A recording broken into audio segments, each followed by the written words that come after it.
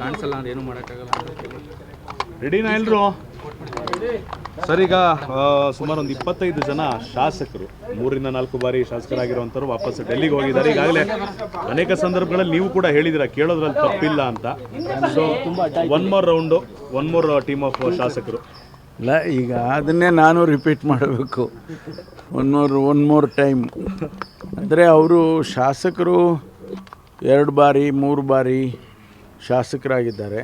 ಅವರು ಸಮರ್ಥರಿದ್ದಾರೆ.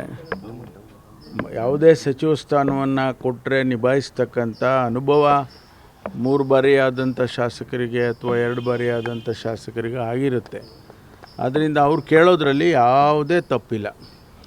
ಅದನ್ನು ತೀರ್ಮಾನ ಮಾಡೋರು ಯಾರಪ್ಪ ಅಂದರೆ ನಮ್ಮ ಮುಖ್ಯಮಂತ್ರಿಗಳು ಮತ್ತು ಹೈಕಮಾಂಡ್ನವರು ಮತ್ತು ನಮ್ಮ ಪಕ್ಷದ ಅಧ್ಯಕ್ಷರು. ಇವರು 3 ಜನ ಕೂತ್ಕೊಂಡು ತೀರ್ಮಾನ ಮಾಡ್ತಾರೆ. ಹಿಂದೆ ನಾನು ಅಧ್ಯಕ್ಷನಾಗಿದ್ದಾಗ ಕೂಡ ಸಚಿವ ಸಂಪುಟವನ್ನು ಮಾಡುವಂಥ ಸಂದರ್ಭದಲ್ಲಿ ಪ್ರದೇಶ ಕಾಂಗ್ರೆಸ್ ಸಮಿತಿ ಅಧ್ಯಕ್ಷರು, CLP ನಾಯಕರು ಮತ್ತು ನಮ್ಮ ಇನ್ಚಾರ್ಜ್ ಜನರಲ್ ಸೆಕ್ರೆಟರಿಗಳು ತೀರ್ಮಾನ ಮಾಡೋರು. ಅದನ್ನು ನಮ್ಮ AICC ಅಧ್ಯಕ್ಷರ ಮುಂದೆ ಹೋಗಿ ಅದನ್ನು ಹೇಳಿ ಅನುಮತಿ ಪಡ್ಕೊಂಡು ಅನೌನ್ಸ್ ಮಾಡೋರು. ಬಹುಶಃ ಇವತ್ತು ಅದೇ ಪ್ರೊಸೀಜರ್ ಮಾಡ್ತಾರೆ. ಆದರೆ ನೀವು ಸಚಿವರಾಗಿದ್ದಾಗ ಸರ್ ಓಪನ್ ಲಾಬಿಗಳು ಯಾವುದು ಆಗ್ತಾ ಇರಲಿಲ್ಲ ಸರ್. ಯಾವುದೇ ಶಾಸಕರುಗಳು ಪಾರ್ಟಿ ಲೈನನ್ನು ಬಿಟ್ಟು ದಾಟಿ ಹೋಗ್ತಾ ಇರಲಿಲ್ಲ. ಆದರೆ ಈಗ ನಡೀತಿರೋದೇನು ಓಪನ್ ಗ್ಯಾಂಬ್ಲಿಂಗ್ ರೀತಿಯಾದಂಥ ಲಾಬಿಗಳು.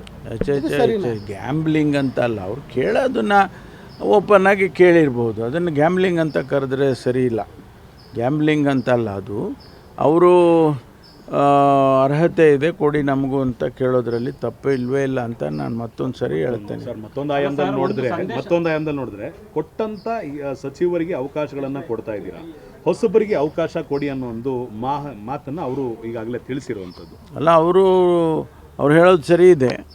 ಮಾಡುವಾಗ ಒಂದು ಸಾರಿ ಮಾಡಿ ಕೆಲವರನ್ನ ಅವರು ಇದು ಮೊದಲಿಂದನೂ ನಡ್ಕೊಂಡು ಬಂದಿದೆ. ಕೆಲವು ಹಿರಿಯ ಸಚಿವರುಗಳನ್ನ ಇಟ್ಕೊಂಡಿರ್ತಾರೆ. ಆಮೇಲೆ ಯಂಗ್ಸ್ಟರ್ಸ್ನ ಜೊತೆಯಲ್ಲಿ ತೊಗೊಂಡು ಅವರ ಅನುಭವ ಆದಮೇಲೆ ಹಿರಿಯರನ್ನ ಹಾಗೆ ತೆಗಿತಾ ಇರ್ತಾರೆ. ಅದು ಪದ್ಧತಿ, ಇದು ನಡ್ಕೊಂಡು ಬರುತ್ತೆ.